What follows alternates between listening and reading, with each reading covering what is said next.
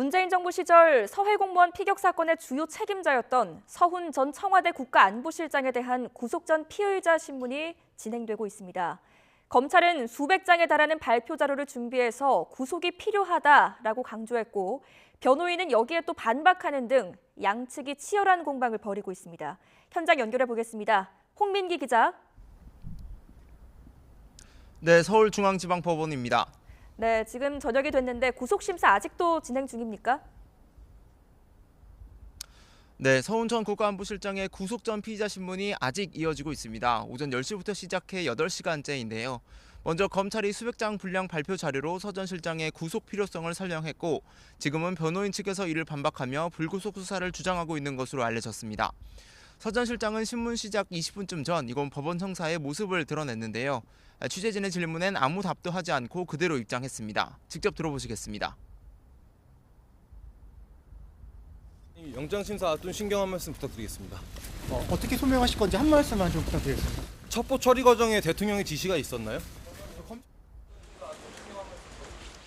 서 전 실장은 재작년 해양수산부 공무원이 피살됐을 때 관계기관에 첩보 삭제를 지시하고 월북 결론에 맞춰 허위 자료를 쓰게 한 혐의를 받고 있습니다. 서 전 실장은 혐의를 강하게 부인하고 있는데요. 당시 피격을 인지한 인원만 300명이 넘어서 은폐 시도는 상상도 할 수 없는 일이라는 겁니다. 또 민감한 정보가 불필요한 곳까지 퍼지는 것을 막기 위해 배포 범위를 조정한 것을 두고 삭제라고 하는 건 왜곡이라며 반박하고 있습니다. 반면 검찰은 배포 범위를 조정했다는 서 전 실장의 주장을 이해하기 어렵다고 보고 있습니다.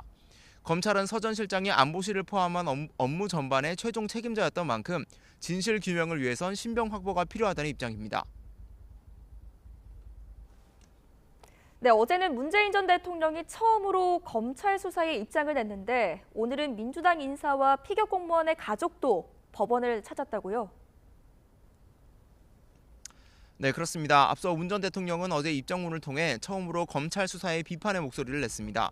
문 전 대통령은 검찰 수사가 안보 사안을 정쟁의 대상으로 삼고 공직자들의 자부심을 짓밟는 분별 없는 처사라며 도를 넘지 않기를 바란다고 경고하기도 했는데요.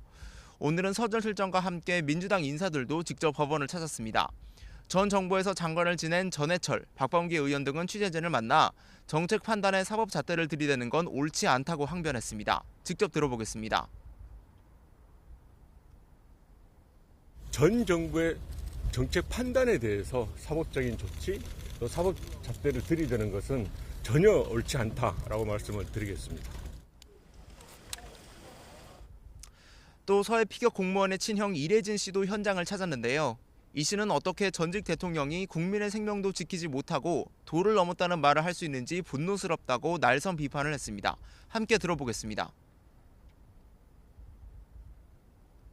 어떻게 전직 대통령이 국민의 생명을 지키지 못하고 죽여놓고 나서 도를 넘는다. 자기의 치부가 자기의 거짓말이 들통나니까 그걸 건들지 말라고 하는지 저는 분노스럽습니다.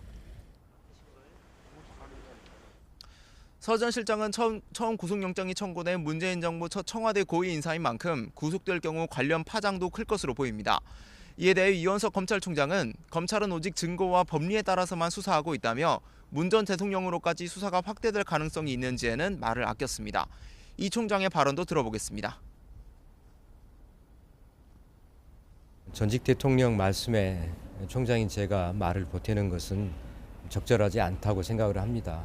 어떤 방향을 두고 진행을 하는 것이 아니라 오로지 증거가 가리키는 곳만을 찾아가서 네, 이렇듯 정치권 안팎에서 촉각을 세우는 서 전 실장의 구속 여부는 밤 늦게나 결정될 것으로 보입니다. 지금까지 서울중앙지방법원에서 YTN 홍민기입니다.